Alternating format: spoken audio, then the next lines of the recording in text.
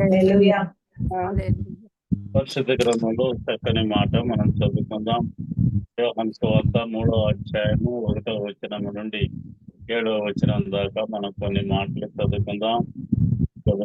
చదవండి. యోహాను సువార్త 3వ అధ్యాయం.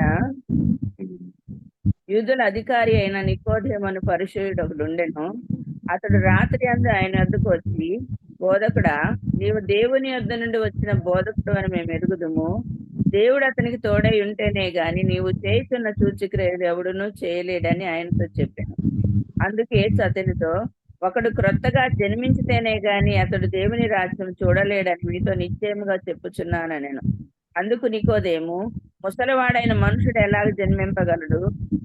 రెండో మారు తల్లి గర్భమందు ప్రవేశించి జన్మింపగలడా అని ఆయన అడుగగా, యేసు ఇట్లనెను, ఒకడు నీటి మూలంగా ఆత్మ మూలంగా జన్మించితేనే గాని దేవుని రాజ్యంలో ప్రవేశింపలేడని నీతో నిశ్చయంగా చెప్పుచున్నాను. శరీరం మూలంగా జన్మించినది శరీరము, ఆత్మ మూలంగా జన్మించినది ఆత్మయు నై ఉన్నది. మీరు కొత్తగా జన్మింపవలనని నేను నీతో చెప్పినందుకు ఆశ్చర్యపడవద్దు. ఆమేన్. దేవునికి స్తోత్రం.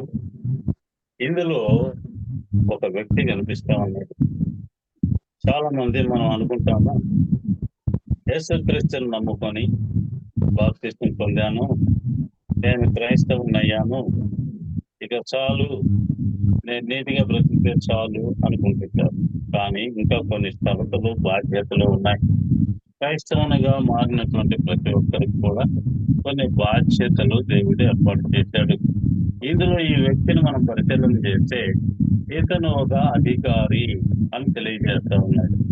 అధికారం ఉన్నటువంటి వ్యక్తులు యేసుక్రీస్తు వారి దగ్గరికి రావటానికి వెనకడికి వేస్తుంటారు. ఎందుకని ఆయన లోకంలోనికి వచ్చి అనేకుల్ని స్వస్థపరుస్తూ అనేకుల ఇబ్బందులు తీరుస్తూ ఉన్న కారణంగా ఒక అధికారి చేయాల్సినటువంటి పనుల్లో అది కూడా ఒక భాగం.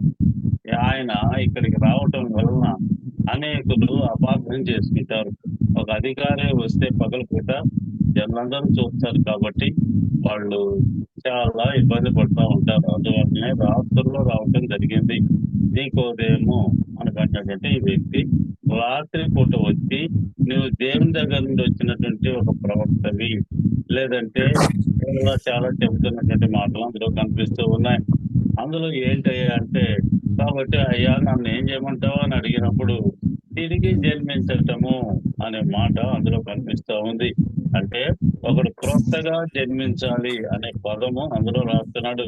అంటే హృదయాన్ని, మనస్సుని మార్చుకోవటం అని దీనికి అర్థం. దీన్నే రక్షించబడటము అనే మాట మనస్తున్నారు. మారు మనస్సు, నూతన జన్మ, ఈ అనుభవాలు అని పిలుస్తారు. ఇది తప్పకుండా ప్రతి ఒక్కరికి కూడా ఉండాలి. మారు మనస్సు కలగాలి, నీ మనస్సుని మార్చుకోవాలి, నూతన జన్మ నీవు పొందాలి. నూతన జన్మ అంటే ఈయనకి అనుమానం వచ్చేసింది, మరలా తల్లి గర్భంలో నుంచి రావాలా ఏంటి పొజిషన్ అని చెప్తూ ఉంటే, యేసుక్రీస్తు వారు నీటి ద్వారా ఆత్మ ద్వారా నీవు రక్షించబడాలి అనే మాటను గుర్తు చేస్తూ ఉన్నాడు. తిరిగి జన్మించినటువంటి క్రైస్తవులు కూడా మనకు కనిపిస్తూ ఉంటారు. చాలా మంది మనం చూస్తూ ఉంటాం, బాప్తిస్మాన్ని తీసుకుంటారు. వాళ్ళు పాస్టర్ గారు ఏం చెప్తే అది చేద్దాం అనుకుంటారు. నీళ్ళలో మునిగి బయటకు వస్తారు. ఆ వారం రోజుల పాటు దేవుని నామస్మరణ చేస్తారు. తర్వాత మరలా లోకంలోనికి వెళ్ళిపోతూ ఉంటారు. తిరిగి జన్మించినటువంటి క్రైస్తవుల వాళ్ళు జన్మించిన దాన్ని పోగొట్టుకున్నటువంటి పరిస్థితులు. అలా కాకుండా చాలా మంది ఏం చేస్తుంటారంటే తిరిగి జన్మించినటువంటి క్రైస్తవులు కనిపిస్తూ ఉంటారు.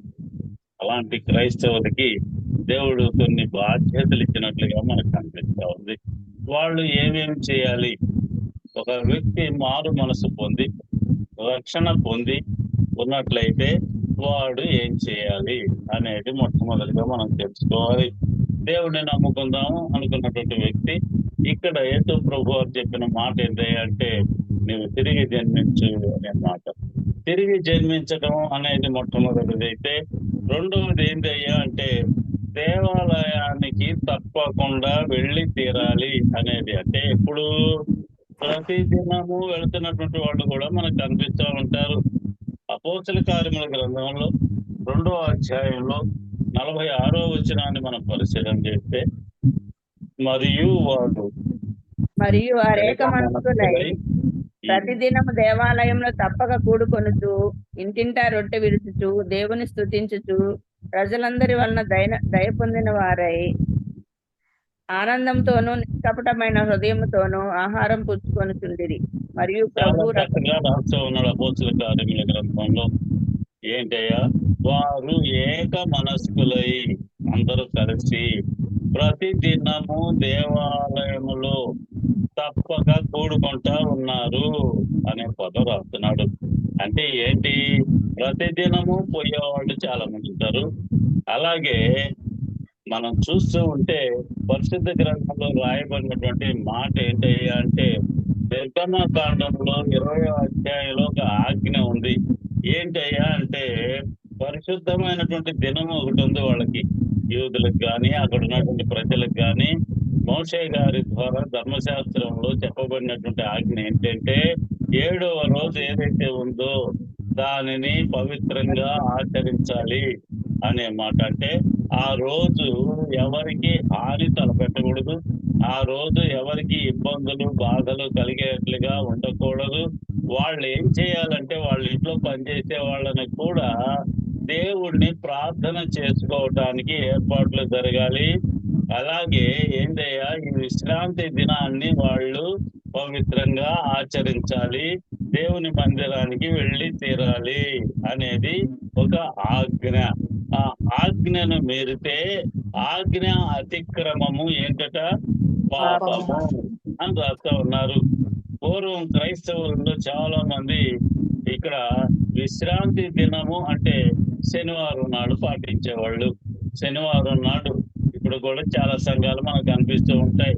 సెవెంత్ డే అడ్వెంటిస్టులు ఉన్నారు, వాళ్ళు శనివారాన్నే పాటిస్తూ ఉంటారు. యేసుక్రీస్తు వారు తిరిగి లేచాడు కాబట్టి ఆదివారం పవిత్రమైనటువంటి దినము అని మనం అందరం కూడా ఆచరిస్తూ ఉన్నాం. ఏది ఏమైనా వారంలో ఒక రోజుని దేవుడు ఏర్పాటు చేశాడు కాబట్టి ఆ దినాన నువ్వేం చేయాలి? మందిరమునకు వచ్చి కూర్చోవాలి, ఏ పని చేయకూడదు అనేది. అంటే లాభం వచ్చే పని ఏది కూడా చేయటానికి వీలు లేదు. మనం చూస్తుంటే యేసుక్రీస్తు వారు ఈ యొక్క విశ్రాంతి దినము అనబడినటువంటి ఆ దినాన అనేకుల్ని స్వస్థపరిచాడు. స్వస్థపడటం కానీ, లేదంటే వాళ్ళకి పట్టినటువంటి అపవిత్రాత్మలు వెళ్ళిపోవటం కానీ, ఇవన్నీ జరిగినాయి. జరిగితే అక్కడ ఉన్నటువంటి వాళ్ళు ఆయన మీద నేరం మోపారు. నేను దేవుని కుమారుణ్ణి అని అంటా ఉన్నాడు. యేసుక్రీస్తు వారిని సిలువ వేయటానికి కూడా మెయిన్ రీజన్ ఏంటయ్యా అంటే ఇదే, దేవుని కుమారుణ్ణి అని చెబుతున్న కారణంగా మనకు వేరే సాక్ష్యాలు అవసరం లేదు. ఈయన చంపేయండి, సిలువ వేయండి అనే మాట మనకు తెలుస్తూ ఉంది. నిర్గమకాండంలో 20వ అధ్యాయంలో ఉన్న ఆజ్ఞ, ద్వితీయోపదేశకాండంలో 5వ అధ్యాయంలో ఉన్నటువంటి ఈ ఆజ్ఞ ఏంటంటే విశ్రాంతి దినాన్ని పరిశుద్ధంగా ఆచరించండి అనేటువంటి మాట అందులో కనిపిస్తూ ఉంది. అలా ఆచరించకుండా ఉన్నటువంటి ఒక యూదుడు మనకు సంఖ్యాకాండంలో కనిపిస్తూ ఉంటాడు. 15వ అధ్యాయంలో 32వ వచనము నుండి మనం జ్ఞాపకం చేసుకుంటే, అందులో ఒక వ్యక్తి మోషే కాలంలో ఏం చేస్తున్నాడు అంటే విశ్రాంతి దినం నాడు అడవికి వెళ్ళి పుల్లలు ఏరుకోవటానికి పోతున్నాడు. ఖాళీగా ఉంటే ఎందుకులే అని చాలా మంది ఏం చేస్తారు, ఆదివారం నాడు మామూలుగా పోతా ఉంటారు, ఎమ్మటే వద్దాం అనుకుంటారు. అక్కడ అపవాది ఏదో ఒక పని పెడతాడు, ఆదివారం నాడు మందిరానికి రావటం మానేస్తారు. అలాగే ఇక్కడ కూడా ఒక వ్యక్తికి జరిగింది. సంఖ్యాకాండం 15వ అధ్యాయంలో 32వ వచనము నుండి కొన్ని మాటలు కనిపిస్తూ ఉంటాయి. అరణ్యంలోకి వెళ్ళి కట్టెలు ఏరుకుంటూ ఉంటే ప్రజలందరూ అరణ్యంలో ఉన్నప్పుడు ఒకడు విశ్రాంతి దినమున కట్టెలు ఏరుట చూసిరి. వాడు కట్టెలు ఏరుట చూసిన వారు మోషే యొద్దకు అహరోను యొద్దకు సర్వ సమాజం యొద్దకు వాడిని తీసుకొని వచ్చిరి. వానికి ఏమి చేయవలనో అది సిద్ధపరచబడలేదు గనుక వాణ్ణి కావలిలో ఉంచిరి. తర్వాత యెహోవా ఆ మనుషుడు మరణ శిక్షను అందవలెను, సర్వ సమాజము పాలెం వెలుపల రాళ్లతో వాడిని కొట్టి చంపవలనని మోషేతో చెప్పెను. కాబట్టి యెహోవా మోషేకు ఆజ్ఞాపించాడు. ఇక్కడ మనకు ఆజ్ఞలన్నీ చూశారు కదా. చూస్తే ఈ ఆజ్ఞలు ఏమున్నాయి? పలానా పని చేయకూడదు చేయకూడదు చేయకూడదు అనే ఉంది, కానీ చేస్తే ఏంటి అనేది అందులో రాయబడలేదు. అంటే ఆజ్ఞ అంటే చేయకూడదు అంటే చేయకుండా ఉంటవే. ఇక్కడ వీడు ఏం చేశాడు, కట్టె పుల్లలు ఏరుకోవటానికి పోయాడట. చేపట్టుద్ది కట్టె పుల్లలు, ఎండి పుల్లలు అక్కడ రాలిపోయి ఉంటాయి కాబట్టి ఏరుకోవటానికి వచ్చుంటాడేమో. ప్రజలందరూ కూడా అది చూశారు. చూసి మోషే గారి దగ్గరికి తీసుకొచ్చారు. శిక్ష ఏమేయాలి అనేది వారికి ఇబ్బందిగా ఉంది. వీళ్ళందరూ కూడుకొని ఏం శిక్ష చేద్దాం ఆలోచనలో పడ్డారు. మోషే గారికి మిగిలిన వాళ్ళకు కూడా ఆలోచన వచ్చింది. అయ్యా, ఈ ఆజ్ఞలన్నీ ఇచ్చింది కూడా దేవుడే కాబట్టి దేవుని దగ్గరకు వచ్చి ప్రార్థన చేస్తే అక్కడికి తప్పకుండా మనకి ఈ సొల్యూషన్ దొరుకుతుంది అని చెప్పగానే మోషే గారు ప్రార్థన చేశాడు. మోషే గారు ఎప్పుడు ప్రార్థన చేసినా దేవుని యొక్క వాక్కు ప్రత్యక్షమవుతుంది. ఎందుకని?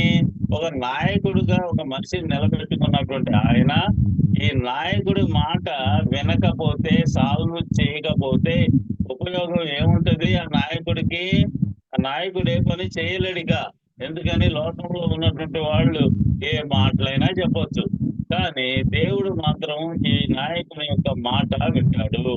ఏ నాయకుడు దేవుణ్ణి నమ్ముకొని ప్రజలను నడిపించడానికి వచ్చినటువంటి ఏ నాయకుడైనా సరే దేవునికి మొరపెట్టి తీరాలి అనేది ఇందులో భావం. వెంటనే లోకంలో ఉన్న ఇబ్బందుల్ని దేవునికి గుర్తు చేస్తా ఉన్నాడు. సొంత నిర్ణయాలు ఆయన తీసుకోలేదు అనేది మనకి అర్థం అవుతూ ఉంది. సొంత నిర్ణయం తీసుకుంటే దేవుని యొక్క శాపం వస్తుంది. ఎంత కఠినంగా దేవుని యొక్క ఆజ్ఞ ఉందో చూసారా? మొట్టమొదట్లో దేవుని యొక్క ఆజ్ఞ అంత కఠినంగా ఉంది కాబట్టి క్రైస్తవత్వము ఆ విధంగా నిలబడిపోయింది అనేది మనం తెలుసుకోవాలి. మొట్టమొదట్లో దేవుణ్ణి నమ్ముకున్నటువంటి ప్రజలు చాలా కఠినంగా ఉండేటువంటి మనస్తత్వం. దేని మీద కఠినము? తప్పు చేయటంలో కఠినంగా ఉండేవాళ్ళు, పాపము చేయటంలో కూడా కఠినమైనటువంటి మనస్సు ఉండేది, అంటే చేయకుండా ఉండటంలో. అలాంటి వాటిల్లో ఏం జరిగేదంటే దేవుడు శిక్ష వేసేవాడు ఒకవేళ తప్పు చేస్తే. ఇక్కడ ఇతనికి గురించి ప్రార్థన చేస్తా ఉన్నప్పుడు ఏం జరిగింది అంటే దేవుడు అతన్ని తీసుకెళ్లి రాళ్లతో కొట్టి చంపేట్టుకోండి, ఆ మాటను తిరస్కరించాడు, నా ఆజ్ఞను మీరాడు అనే మాట అందులో రాయబడ్డది. తీసుకుపోయి బయట రాళ్ళు వేసి కొట్టేశారు, చంపేశారు. మనకు తెలుసు దేవుని యొక్క ఆజ్ఞలు మీరితే ఎంత ప్రమాదకరంగా ఉంటాయో. అందరూ కలిసిమెలిసి జీవిస్తూ ఉన్నప్పుడు, అందరూ ఏకంగా మనసును పెట్టి జీవిస్తూ ఉన్నప్పుడు ఏ ఒక్కరు దాన్ని మీరినా కూడా వానికి మరణ శిక్ష దేవుడు వేశాడు. ఆ రోజుల్లో జరుగుతున్నటువంటిది అదే అనేది మనం చూడాలి. అందరూ కలిసి అనే మాట ఇందులో కనిపిస్తా ఉంది. అందరూ కలిసి చేస్తూ ఉంటే ప్రార్థన ఎంత గొప్పగా ఉంటది. మనం చూస్తూ ఉంటాం, దేవుడు నా హృదయంలో ఉన్నాడు అని. దేవుడు మన హృదయంలో ఉంటాడు, కానీ జనులందరితో కలిసి నీవు ప్రార్థన చేసినప్పుడు మందిరానికి వెళ్ళటం అంటే అర్థం ఏంటి అంటే అందరూ కలిసి మెలిసి అక్కడ ఉండటము, 10 మంది కూర్చొని ప్రార్థన చేయటము. ఎక్కడ 2-3 కూర్చొని ప్రార్థన చేస్తారో అక్కడ నేను ఉంటాను అని చెప్పినటువంటి మన దేవుడు ఇందులో కనిపిస్తూ ఉంటాడు. ఇందులో మనం చూస్తే పొయ్యిలో 10 కట్టెలు పెడితే వచ్చేటువంటి మంట, ఒక్క పుల్లే పెడితే వచ్చే మంట తేడా ఉంటది కదా. అలాగే ఏంటి అంటే ఒక పుల్ల పెట్టామనుకోండి, మనం ఒక్కడమే ఉన్నాం అనుకోండి, మంట రాకపోగా పొగొచ్చుంది. అందువలన మనం అందరితో కలిసి మెలిసి ప్రార్థనలు, అన్ని విషయాల్లో మంచి పనులు అందరం కలిసి చేయాలి అనేది ఇందులో భావన. యేసుక్రీస్తు వారు 12 సంవత్సరాల వయసులో యెరూషలేము దేవాలయంలో ఉండిపోయాడు పస్కా పండుగను ఆచరించడానికి. సంవత్సరములో ప్రజలందరికీ ఆజ్ఞ ఏంటి అంటే దేవుని యొక్క ఆజ్ఞ, సంవత్సరంలో ఒక్కసారి అన్యులైనటువంటి వాళ్ళు కూడా మందిరానికి వెళ్ళాలి, యెరూషలేము దేవాలయానికి. అలాగే యూదులైనటువంటి ప్రజలు 3 సార్లు యెరూషలేము దేవాలయాన్ని దర్శించాలి అనేది ఒక నియమము. ఆ నియమం ప్రకారంగా యేసుక్రీస్తు వారు కూడా 12 సంవత్సరాల వయసులో యెరూషలేముకు తీసుకురావడం జరిగింది. ఆ ఆయన ఏం జరిగింది, ఆయన యొక్క సహవాసం ఎవరితో ఉండాలి? 12 సంవత్సరాల వయసులో ఉన్నటువంటి ఆయన యొక్క సహవాసము ఆ వీళ్ళతో ఉండాల. కానీ ఈయన ఏం చేశాడు? పండితులైనటువంటి వాళ్ళు, మేధావులని అనుకున్నటువంటి వాళ్ళ మధ్యలో కూర్చొని తర్కిస్తూ ఉన్నాడు. ఈ తర్కానికి వాళ్ళకి అర్థం కావటం లేదు. ఏం చెప్పాలి, ఏం చేయాలి, ఏంటి ఇలాంటి ప్రశ్నలు ఈయన వేస్తున్నాడు అనే మాట వాళ్ళ నోటి నుండి వచ్చినట్లుగా మనం చూస్తూ ఉంటాం. ఇప్పుడు కూడా మనం చూస్తుంటాం, స్కూల్లో పిల్లలు ఎవరైనా ప్రశ్నలు వేస్తే ఒక పాఠం గురించి పంతులమ్మ గారికో పంతులయ్య గారికో తెలియకపోతే వెంటనే కసురుకుంటాడు. నీకేం తెలుసు కూర్చో అంటుంటారు అన్నమాట. అలాగే అక్కడ ఉన్నటువంటి పెద్దలు కూడా ఇలాగే కసురుకుంటా ఉన్నారు. అయినా వాళ్ళని వదిలిపెట్టకుండా యెషయా గ్రంథంలో ఏముంది, గ్రంథాలలో ఏమి రాయబడ్డది, పాత నిబంధన కాలంలో ఉన్న గ్రంథాలు ఫోటోలన్నీ కూడా తిరగవేసి వాళ్ళు ప్రశ్నిస్తూ ఉంటే వాళ్ళ నోటముంటే మాట రాకుండా పోయింది. వాళ్ళ తల్లిదండ్రులు తిరిగి వచ్చారు. వచ్చి, ఏమయ్యా నువ్వు మాతో పాటు వస్తున్నావు అనుకున్నాము, కానీ నువ్వు రాలేదు, ఏంటయ్యా అంటే, అమ్మా నేను నా తండ్రి పనుల మీద ఉంటానని మీకు తెలియదా అంటున్నాడు. అంటే ఏంటి ఇక్కడ? ఆయన మనకు మాదిరిగా ఉండాలి అనేది తెలుసుకోవాలి. ఏంటి ఇందులో మాదిరి? తండ్రి పనులు మనం చేయాలి. యేసుక్రీస్తు వారు ఏ విధంగా అయితే తండ్రి పనుల మీద ఉన్నారో అలాగే మనం ఆయన్ని అనుసరించి నడుస్తూ ఉన్నప్పుడు మనం కూడా చేయాల్సిన పని ఏంటి అంటే, క్రైస్తవుడిగా మారటమే కాదు, మనం చేయాల్సినటువంటి పనులలో దేవుని యొక్క పనులు మనం చేస్తూ ముందుకు నడవాలి అనేది ఇందులో ప్రాముఖ్యత. కొన్ని మందిరాల్లో నేను చూసింది ఏంటి అంటే 52 ఆదివారాలు వచ్చినటువంటి వాళ్ళని, అంటే గుర్తు పెట్టుకుంటూ ఉంటారు కదా పెద్దలు, వాళ్ళు 52 వారాలు ఒక్కరోజు కూడా ఆబ్సెంట్ కాకుండా ఉన్న వాళ్ళకి ఏదన్నా ప్రజెంటేషన్ ఇచ్చేవాళ్ళు. ఏంటయ్యా అంటే, ఇతను ప్రతి ఆదివారము కూడా మందిరానికి వచ్చేవాడు, వాడుకైపోయింది దీనికి, కాబట్టి ఆయన్ని ఎంకరేజ్ చేయడం కోసమన్నా ఇతనికి ఒక గిఫ్ట్ ఇద్దాము అనే ఆలోచనలో ఇస్తున్నామండి అని చెప్పడం జరిగింది. మనము ఒకవేళ దేవుని యొక్క మందిరానికి పోకపోతే ఆ దినము ఏ రోజైతే పోకుండా ఉంటామో ఆ దినం యొక్క సంపాదన ఎలా ఉంటుందో తెలుసా? చిల్లి సంచిలో వేసినట్లుగా ఉంటది అనేది పరిశుద్ధ గ్రంథం తెలియజేస్తా ఉంది. మనకు తెలుసు, మందిరానికి వెళితే చివరిలో కానుకలు ఇవ్వాలి. ఆ కానుకలు ఎవరికంటే దేవునికి, దేవుని పని కోసం ఇవ్వాలి అనేది కనిపిస్తూ ఉంది. చాలా మంది చెబుతూ ఉంటారు, మా మందిరానికి వచ్చేటువంటి వాళ్ళు కూడా ఒక మాట, పలానా అతను క్రైస్తవుడే కదా, ఇప్పుడు మందిరానికి ఎందుకు రావటం లేదు, పోవటం లేదు, పోనీ మన దగ్గరికి రాకపోతే వేరే చాతకైనా పోవాలి కదా అని అంటే, అతను కారణం ఏం చెప్పాడో తెలుసా? గుడికి పోతే కానుకలు ఇవ్వాలి. ఆ సంచి తెచ్చి ముందు పెడతారు, ఇచ్చిన దాకా ఊరుకోరు, పాట పాడుతూనే ఉంటారు అక్కడ నిలబడి. కాబట్టి నేను పోవటం మానేశాను అనే పదం వాడుతున్నానంట అతను. అయ్యా, దేవుని యొక్క ఆజ్ఞ అది. దశమ భాగాలు, కృతజ్ఞత అర్పణలు దేవుడికి సంబంధించినవి. ఎందుకనంటే దేవుడు ఇచ్చాడు అవి. నీకు ఆ రోజు జ్వరం వచ్చింది, పనికి పోలేదు, కూలి వచ్చుద్దా? రాదు కదా. నీకు జ్వరం రాకుండా చేస్తే ఆ రోజు నువ్వు పని చేసుకుంటావు, అప్పుడు కూలి వచ్చుద్ది. దాంట్లో ఏం చేయాలి అంటే, దేవుని కొరకు, దేవుని పని కొరకు ఏర్పాట్లు చేయాలి. ఎంత చక్కని మాటలు ఇందులో కనిపిస్తున్నాయి. మలాకి గ్రంథంలో 3వ అధ్యాయంలో 8 నుండి 11 దాకా మనం చదువుకుంటూ పోతే అందులో ఈ మాటలు రాయబడతా ఉన్నాయి. పిల్లి సంచిలో వేసినట్లుగా నీ ఆదాయం ఉంటది. ఎందుకని? దేవుని యొక్క మందిరానికి వెళితే అందరూ ఏం చేస్తున్నామో, అందరూ ఏం పనులు చేస్తున్నారో గమనించి అలాగే మనకు వచ్చినటువంటివి అందులో వేయాలి. అది కూడా ఒక కర్తవ్యము. క్రైస్తవుని యొక్క కర్తవ్యాల్లో ఇది కూడా. నేను పెద్ద అధికారిని కాబట్టి, లేదంటే నేను సువార్థికుడిని కాబట్టి నా సువార్తే 10వ భాగం అని అంటానికి లేదు. మనం కూడా ఏం చేయాలి అంటే, దేవుని యొక్క ఆ కానుక పెట్టెలో కానుక వేసి తీరాలి. ఒక పాదిరి గారు ఉన్నారు. పాదిరి గారు ఒకరు కాదులే, చాలా మంది ఉంటారు. ఆయనకు వచ్చిన దాంట్లో 10వ భాగం తీసి ఎక్కడ వేస్తాడు? మళ్ళీ కానుక పెట్టిలో వేస్తాడు. మళ్ళీ దాన్ని ఎవరు తీసుకుంటారు? కానుక పెట్టిలో డబ్బులన్నీ ఆయనే. ఆయనే తీసుకుంటుంటాడు. ఇక ఆయన ఏసి ఏంటి ఉపయోగం?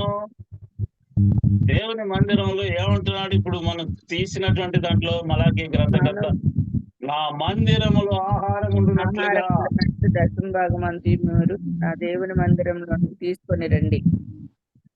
మందిరంలో ఆహారం ఉండాలి. అది అక్కడ చేస్తే మందిరంలో ఆహారం ఎవరికి? అది వేరే ఊరు నుంచి వచ్చినటువంటి వాళ్ళకి. వాళ్ళేం భోజనాలు తెచ్చుకోరు కదా, సర్ది కట్టుకొని రాలేరు కదా. దారిన పోయే వాళ్ళు దేవుని యొక్క మందిరంలోకి వస్తారు ప్రార్థన చేసుకుందామని. వాళ్ళకు ఉపయోగపడాలి. లేదు ఈరోజు నిన్న మొన్న కూలికి పోలేదు అలాంటి వాళ్ళు వస్తారు, వాళ్ళకి భోజనం పెట్టాలి. బట్టలు లేనటువంటి వాళ్ళకి బట్టలు ఇచ్చే పరిస్థితిలో ఆ కానుకలు ఉండాలి. దేవుని యొక్క పరిచర్యలో వాడబడాలి. మరి సేవకునికో అంటే సేవకునికి దేవుడు అలాగే ఇస్తా ఉంటాడు. ఆలోచన చేయండి. ఏ సేవకుడైనా, నమ్మకంగా చేసే సేవకుడు ఎవరైనా సరే ఫస్ట్ పండుకోవటం అనేది ఉండదు. ఫస్ట్ పండుకున్నాడు అంటే అర్థం ఏందో తెలుసా?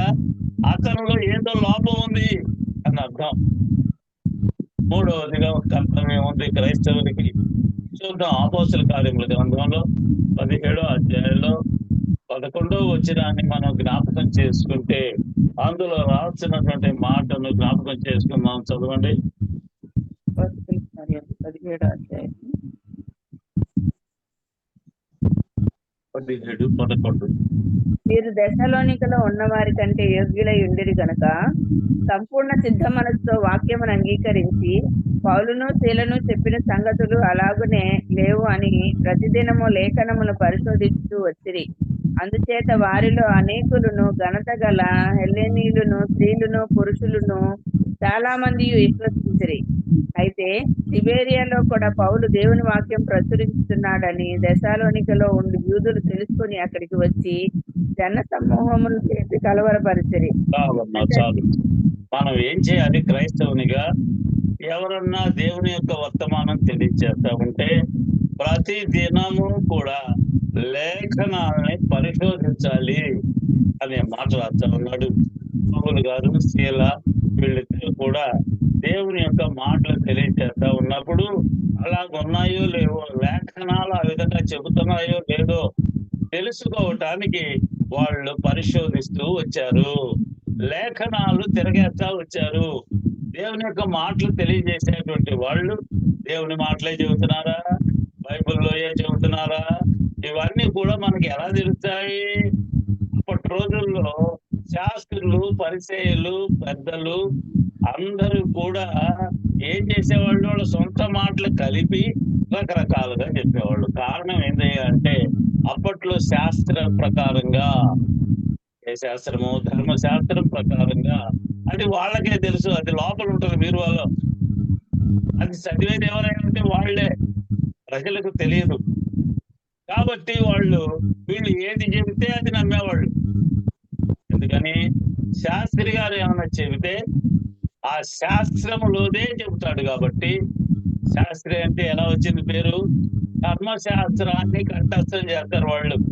ఆ ధర్మశాస్త్రంలో ఉన్నదాన్ని చెబుతాడు కాబట్టి ఆ మాటలు విని దాని ప్రకారంగా బ్రతకాలి అనుకుంటారు. వాళ్ళు ధర్మశాస్త్రాన్ని మూతపెట్టి సొంత మాటలు చెప్పారు. ఆ సొంత మాటల వలన ప్రజలు దారి తప్పి వెళ్ళిపోతున్నారు. అలాగే జరుగుతుందా అని ఈ పౌలు గారు చెప్పిన, శీలా గారు చెప్పిన ఏం జరుగుతుంది? సక్రంగా ఉందా లేదా అనేది పరిశీలన చేస్తూ వచ్చారు. ఇందులో వీళ్ళిద్దరు ఒకరోజు పౌలు, శీల గారు బెరియా అనబడినటువంటి ప్రదేశానికి వెళ్ళారు. దేవుని యొక్క వాక్యం బోధిస్తా ఉన్నారు. వీరు చెప్పిన విషయాలు అలాగే ఉన్నాయో లేవో అని బెరియాలో ఉన్నటువంటి క్రైస్తవులు లేఖనములను పరిశోధించారు. నిజ క్రైస్తవుడు ఎప్పుడైనా సరే ప్రతిదినము దేవుని యొక్క వాక్యాన్ని పఠించి తీరాలి. నిజ క్రైస్తవుడు అంటే ఎవరండి?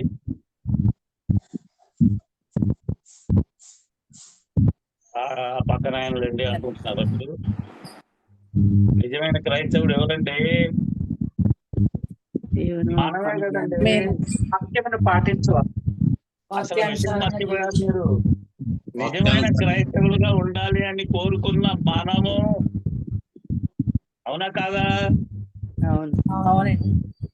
ఏమోనండి, మనమే ఏదో కాసేపు ఉంటున్నాం పోతున్నాం, నిజ క్రైస్తవుని నేనంటే ఏం చెప్పాలో అర్థం కావట్లేదు అని అనుకుంటున్నారా? నిజమైనటువంటి క్రైస్తవుడు అంటే క్రీస్తు మార్గంలో నడిచేటువంటి వాడు, యేసు క్రీస్తుని రక్షకునిగా అంగీకరించిన వాడు. మనం అదే పద్ధతిలో ఉన్నామా లేదా? ఉన్నామండి. ఉన్నాము. కాబట్టి మనమే నిజ క్రైస్తవులమే.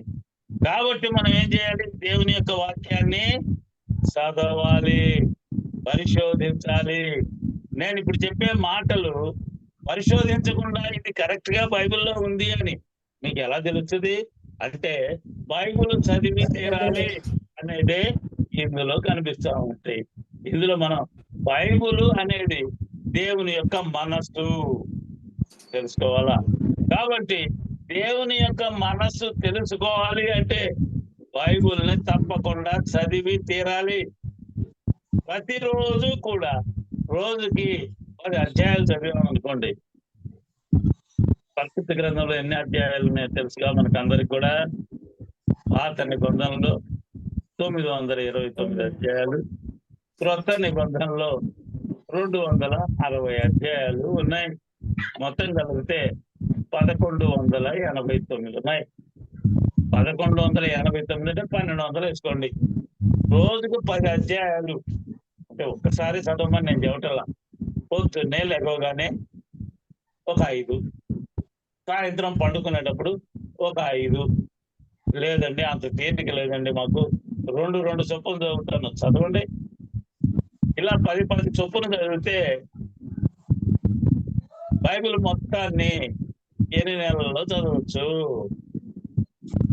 ఎన్ని నెలలు పట్టుదండి? నెలకి 30 రోజులు, 30 పదులు 300 అధ్యాయాలు చదవచ్చు. 4 నెలలకైతే 1200 చదవచ్చు. అంటే సంవత్సరానికి 3 పర్యాయాలు పరిశుద్ధ గ్రంథాన్ని చదవవచ్చు.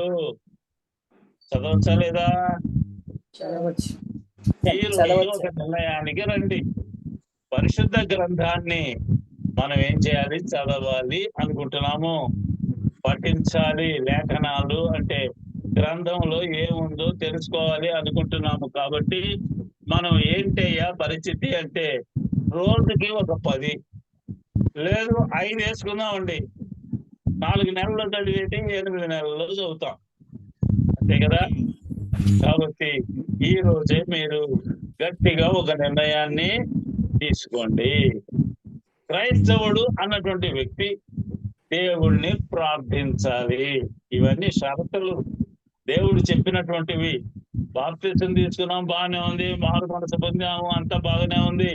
ప్రార్థించటం అనేది తగ్గిపోతే ఏంటి ఉపయోగం? ఏమైనా ఉపయోగం ఉందా? కీర్తనకారులు అంటున్నాడు 88వ అధ్యాయంలో 9వ వచనాన్ని ఒక్కసారి మనం జ్ఞాపకం చేసుకుంటే అందులో ఒక చక్కని మాట రాయబడతా ఉంది.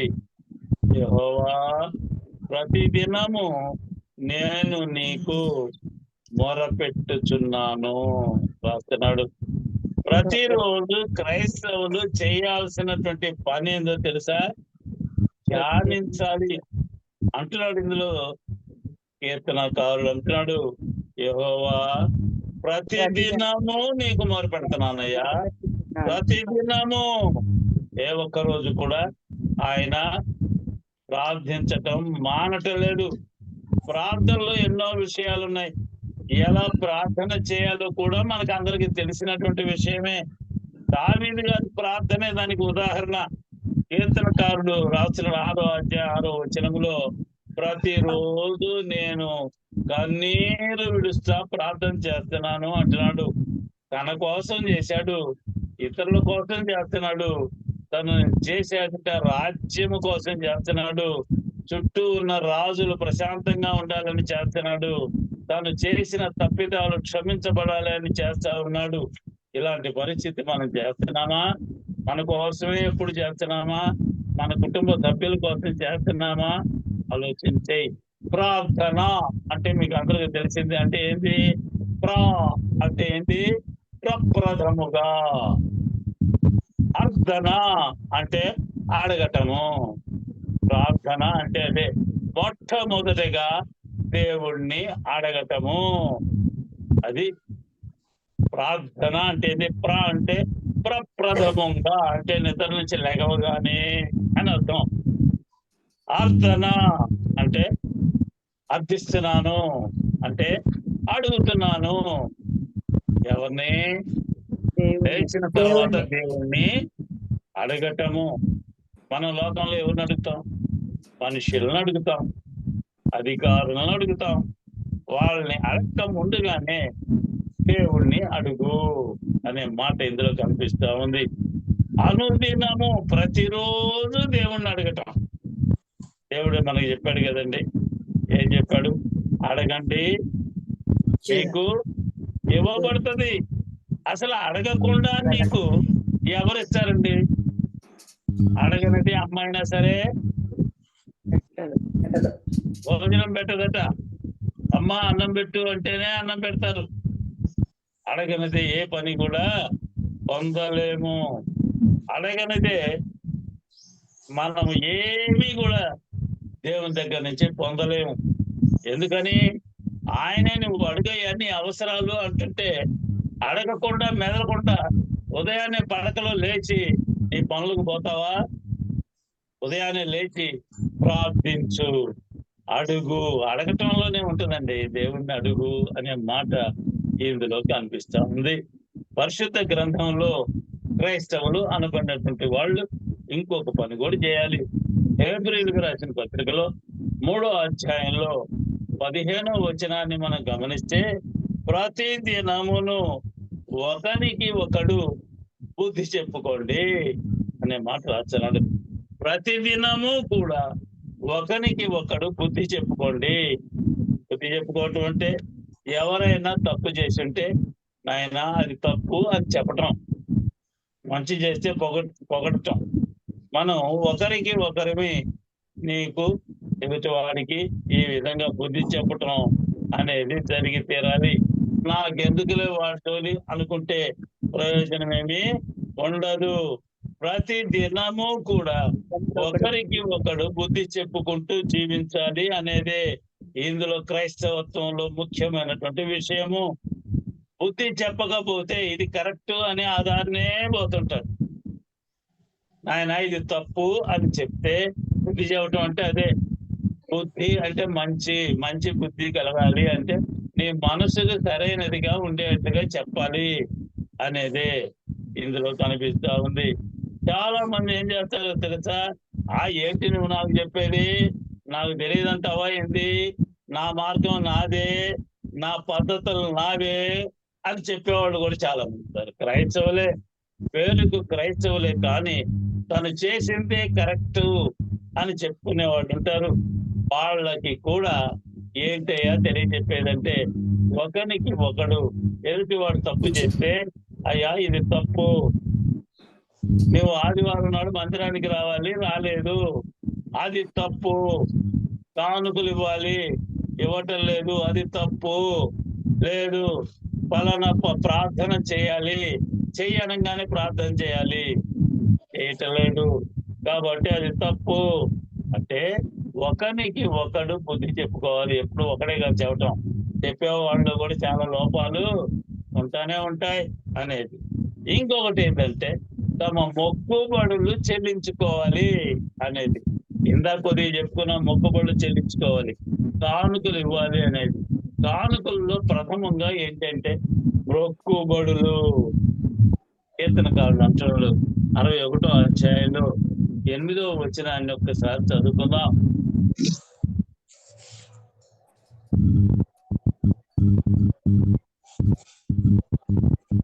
61వ అధ్యాయము 8వ వచనము చదువుకుందాం. దినదినము నా మొక్కుబడులను నేను చెల్లించినట్టు నీ నామము నా నిత్యము కీర్తించెదను. ప్రతిరోజు మందిరానికి పోతే దినము నా మొక్కుబడులు నేను చెల్లిస్తాను. దావీదు గారు ప్రతి దినము మొక్కుబడులు దేవునికి చెల్లిస్తుంటాడు. ఎప్పుడు మనం దేవునికి మొక్కుకుంటాము? మనం చూస్తున్నాం కదా, మనం ఎప్పుడండి మొక్కునేది? లాభం వస్తే మొక్కుంటామా? ఆరోగ్యం ఉంటే మొక్కుకుంటామా? అనారోగ్యంగా ఉన్నప్పుడు మొక్కుకుంటాం.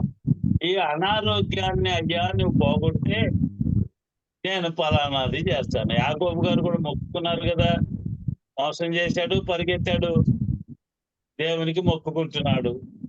నేను ఏ విధంగా వస్తున్నానో నీకు తెలుసు కదయ్యా, నాకు బాగా జరిగి అన్ని బాగా మళ్ళా పుట్టింటికి నేను జాగ్రత్తగా చేరిస్తే నేను ఉన్న దాంట్లో దశంభాగం నీకు ఇస్తానయ్యా, నువ్వు నాకు చేస్తే నేను నీకు ఇస్తానయ్యా అంటున్నాడు. అవునా? చేస్తే మేలు చేస్తేనే మొక్కుబడా? మేలు చేయకపోతే మొక్కుబడి చేసుకోవా? ఇందులో అనారోగ్యంతో ఉన్నవాడు ప్రార్థన చేస్తాడు, మొక్కుకుంటాడు. ఉదాహరణకి మనకి చాలా మంది ఉన్నారు పరిశుద్ధ గ్రంథంలో. ఇసుకే మనకి ఉదాహరణ. ప్రార్థన చేశాడు, ఒక ప్రవక్త వచ్చాడు, నువ్వు ఇంకా 15 ఇదిగో చచ్చిపోబోతున్నా, ఇల్లు వాళ్ళు సర్దుకో అన్నాడు. అప్పటికి 39 సంవత్సరాలు అయింది. అయ్యో ఇంకా పెళ్ళే కాలేదే. అప్పటి రోజుల్లో 40 ఏళ్ళకి పెళ్లి చేసుకునేవాడు. ఇంకా పెళ్లి కాలేదే, నాకు పిల్లలు లేరు, వారసత్వం లేదు, రాజ్యం ఇంకొకరికి పోతుంది. ప్రార్థన చేశాడు, గోడ తట్టు తిరిగాడు, నేను ఏమేం పనులు చేశాను నీకు తెలుసు కదయ్యా అని దేవునికి చెప్పుకున్నాడు. మనుషులకు కాదు అని చెప్పుకుంది. దేవుడు విన్నాడు, మళ్ళీ ఆ ప్రవక్తని వెనక్కి పంపించాడు. ఇక్కడ మంచి ఉదాహరణే. ప్రవక్త అయినటువంటి వాడు దేవుని యొక్క మాటను వినాలి. ఫలానాది చేయి అనగానే చేసేయాలి. క్రైస్తవుడికి దేవుడు ఆజ్ఞ వేస్తే దాని ప్రకారంగానే నడవాలి. ఇక్కడ ఈ ప్రవక్త చెప్పగానే ఇసుక్కోలా. ఇప్పుడే కదా చెప్పమన్నావు, ఎంత నామోషిగా ఉంటుంది. నేను పోయి చెబితే, మళ్ళీ పోయి చెబితే రెండోసారి చెప్పాలి అంటే నామోషిగా ఉంటుందా లేదా? ఇప్పుడే చెప్పాను నేను, మళ్ళీ రెండోసారి చెబితే ఎంత కష్టంగా ఉంటుంది. నీ మూటములు సర్దుకోని ఇప్పుడే చెప్పొచ్చాను, మళ్ళీ బొమ్మంటున్నావు, 15 ఏళ్ళు ఆయుష్ పెంచమంటున్నాడు. ఇసుకే నమ్మలా. నమ్ముతారా? అంటే ఇప్పుడే కదా నువ్వు చెప్పిపోయావు చస్తావని, మళ్ళీ 15 ఏళ్ళు ఆయుష్ పెంచానంటావు. దేవుడు ఏంది పని చేస్తాడా ఏమంటే? అంటే నువ్వు చేసినటువంటి ప్రార్థన దేవుని దగ్గరికి వెళ్ళిపోయాడు. అది బాగానే ఉంది, 15 సంవత్సరాలు నేను బతుకుతా అని ఎలా తెలుస్తుంది? అడిగాడు, ప్రశ్నించాడు, దేవుడు చేసేదాన్ని ప్రశ్న వేశాడు. అయినా సరే 15 సంవత్సరాలు ఆయుష్ పెంచాడు. అనారోగ్యంతో ఉన్నప్పుడు, మన ఇంట్లో వాళ్ళకి అనారోగ్యంగా ఉన్నప్పుడు, ఇబ్బందులు వచ్చినప్పుడు. ఇంకొకటి ఏందో తెలుసా, మొక్కుకునే వాళ్ళు చాలా మంది కూడా ఆరోగ్యం వచ్చినప్పుడు మొక్కుకోరు, అనారోగ్యంతో ఉన్నప్పుడు మొక్కుకుంటారు. దాన్ని మరిచిపోయేటువంటి పరిస్థితులు కూడా ఉంటాయి. పడిపోయి పరిశుద్ధ గ్రంథకర్త అంటున్నాడు, ప్రసంగి గ్రంథకర్త 5వ అధ్యాయము 5వ వచనంలో రాపించాడు. ఏం రాశాడో చూడండి. నీవు దేవునికి మొక్కుబడి చేసుకొని ఎడల దానిని చెల్లించుటకు ఆలస్యము చేయకుము. బుద్ధిహీనుల యందు ఆయనకి ఇష్టము లేదు. నీవు మొక్కుకున్న దాన్ని చెల్లించు. నీవు మొక్కుకొని చెల్లింపకుండుట కంటే మేలు రాస్తున్నాడు. మొక్కుకొని దాన్ని చెల్లించకపోవటం కంటే మొక్కుకోకుండా ఉండటం మేలు కదా. దేవుని యొక్క మాట.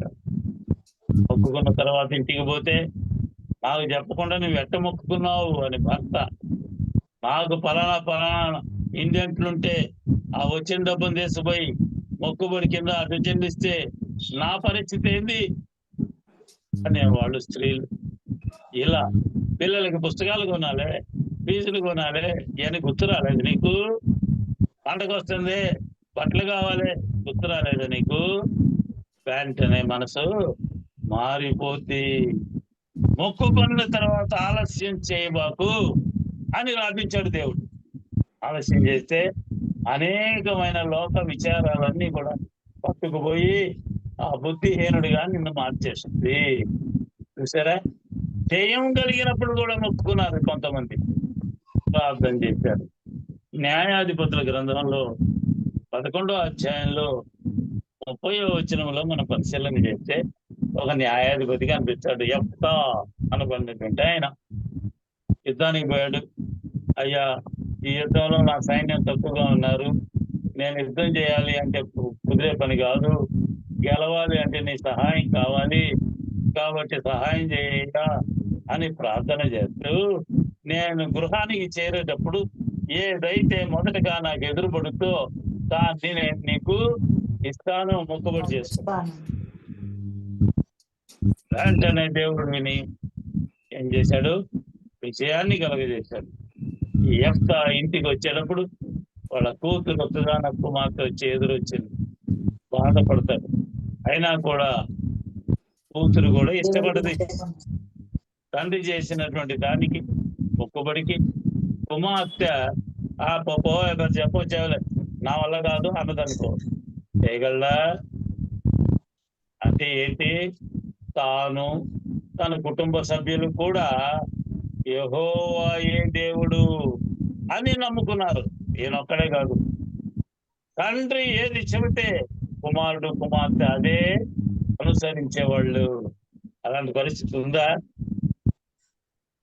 గుడికి రారా నాయన, నేను పోతున్నాను అర్జెంటుగా అంటే అని వస్తే కుమారుడు ఆటలకు పోతాడు, వేరే పని మీద పోతాడు. భార్య అది చెప్పొచ్చావులే, పోయి నాకు చాలా పనులు ఉన్నాయి, ఆదివారం నాకు తీరేది, నేను ఉద్యోగం చేయట్లా, శనివారం దాకా ఉద్యోగం చేసేటప్పటికి ఆదివారం రెస్ట్, బట్టలు ఎత్తుకోవాలా, సర్దుకోవాలా, మళ్ళీ సోమవారానికి ప్లాన్ వేసుకోవాలా అనేవాళ్ళు మనకి చాలా మందిగా అనిపిస్తూ ఉంటారు. కానీ యెఫ్తాకి జయం కలిగినప్పుడు మొక్కుకున్నాడు. జయం కలిగేటప్పుడు, జయం కలిగినాక దాన్ని విడిచిపెట్టలేదు. ప్రమాదాల నుండి తప్పించినప్పుడు, ఎన్నో ప్రమాదాలు మనకు వస్తాయి, కానీ దేవుడు తప్పించాడు. నీ రాకపోకలలో యెహోవా నిన్ను కాపాడుతాడు, తన దూతను తోడుంచుతాడు. దీనికి ఉదాహరణ దావీదు మహారాజే. గొర్రెల దొడ్డిలో ఉన్నటువంటి ఆయన్ని సింహాసనం మీద కూర్చోబెట్టాడు. ఎక్కడో ఉన్నటువంటి నిన్ను తీసుకొని వచ్చి గొప్పవాడినిగా చేశాడు. మర్చిపోతావా దేవుణ్ణి? ఎన్ని ప్రమాదాల నుండి నిన్ను కాపాడాడు. ప్రమాదం నుండి కాపాడిన తర్వాత ఇంట్లో వాళ్ళకి చెబుతావు కానీ దేవునికి చెబుతున్నావా? చెప్పాల్సిన పూచి ఉందా లేదా? ఉంది, చెప్పాలి. పొద్దున లేచి ప్రార్థన చేస్తాం కదా, అయ్యా లేచానయ్యా నువ్వు నన్ను లేపావు ప్రమాదాల నుండి, ఇంటి పక్కన వాళ్ళు ఆ విధంగా లేదయ్యా ఏడుపులు ఏర్పడుతున్నాయి, అలా కాకుండా నన్ను కాపాడావు, నీకు స్తోత్రం. తెలియజేసావా? పొద్దున లేచి ఇదిగో ఉదయం నుండి సాయంత్రం దాకా నేను చేసే పనిలో సహాయం చేయి, ఎలాంటి ప్రమాదము లేకుండా చేయి అని ప్రార్థన చేస్తున్నావా? మందిరానికి పోయి ఉట్టి చేతులతో వస్తున్నావా? మొక్కుకుంటున్నావా? నీ పిల్లల కోసం మొక్కుతావా?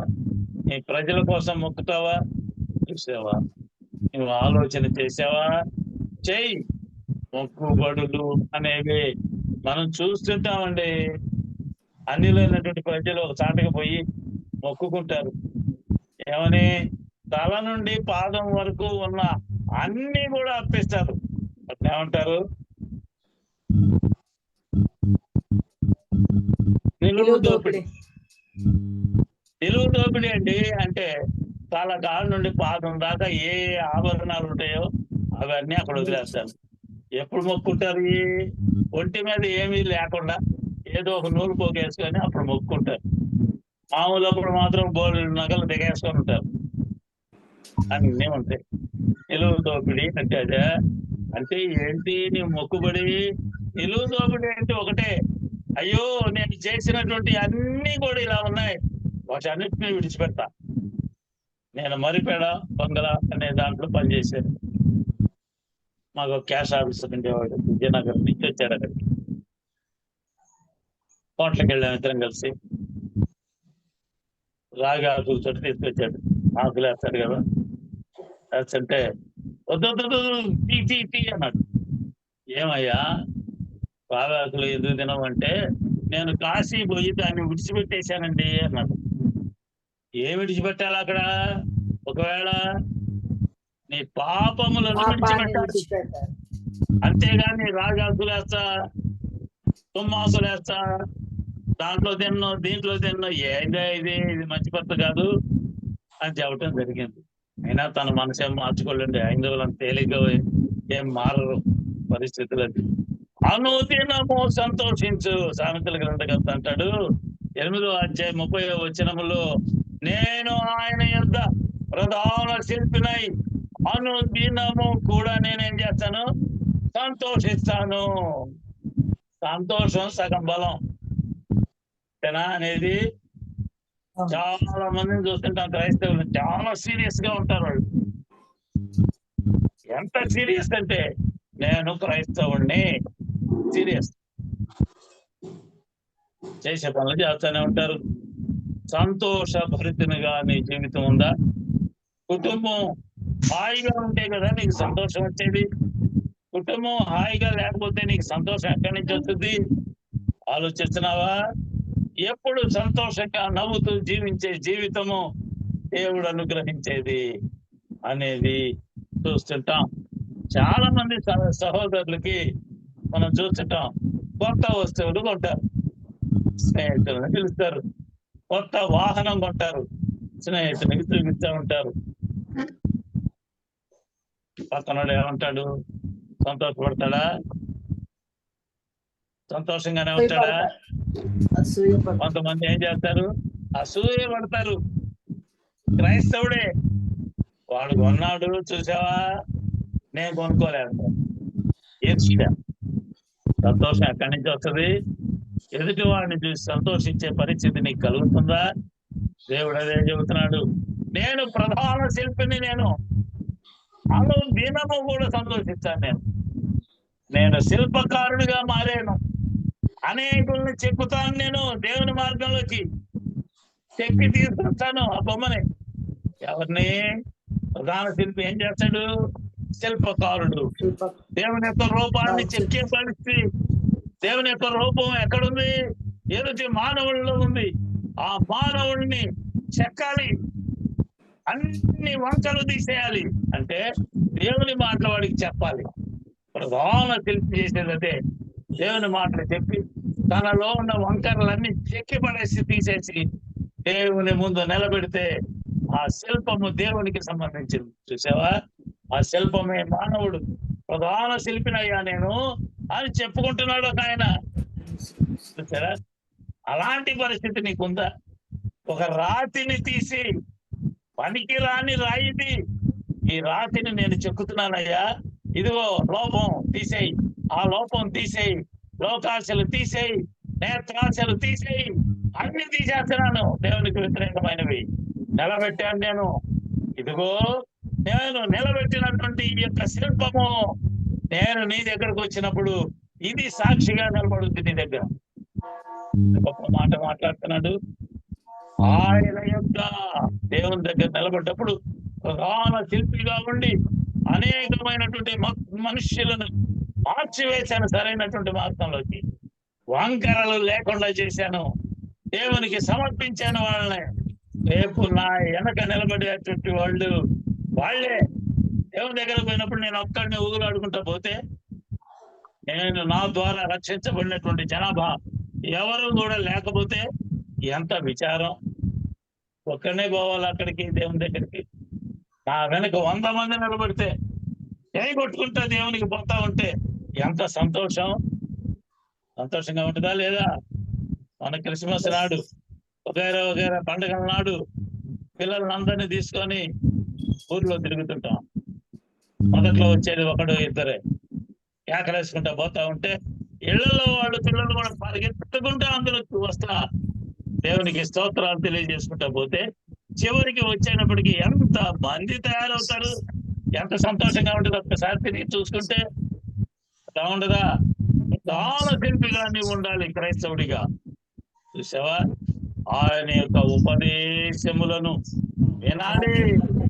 పరిశుద్ధ గ్రంథకర్త, సామెతల గ్రంథకర్త 8వ అధ్యాయం 34వ వచనంలో అంటున్నాడు, చదువుకున్న అనుదినము నా ఒక్కసారి. గడప యొద్ద అనుదినము నా గడప యొద్ద నా గడప యొద్ద కనిపెట్టుకొని కనిపెట్టుకొని నా ఆ ద్వారబంధముల యొద్ద ద్వారబంధముల యొక్క కాచుకొని ఉపదేశమైన వారు ధన్యులు.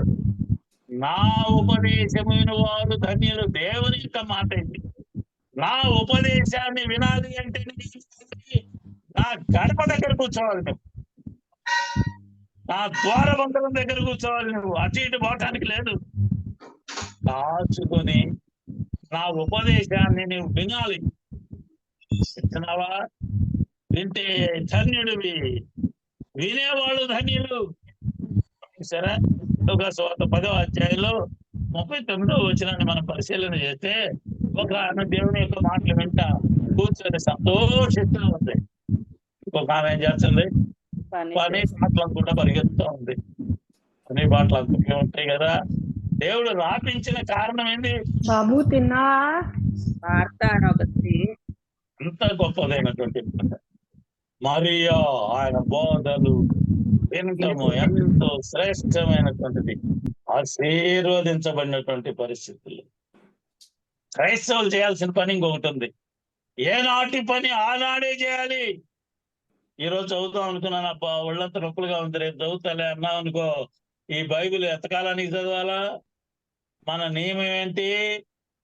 ఈ రోజు పాఠం ఈ రోజు చదివితే 3 నెలల్లో 4 నెలల్లో అయిపోద్ది. ఖాళీ దొరికినప్పుడల్లా చదువుతున్నాము. పని ఏ రోజు పని ఆ రోజు చేయాలి. సోమరితనాన్ని దేవుడు నిషేధించాడు మనుషుల్లో నుంచి. సోమరితనం అనేది నీలో ఉండటానికి లేదు. ఏనాటి పని ఆనాడే చేయాలి.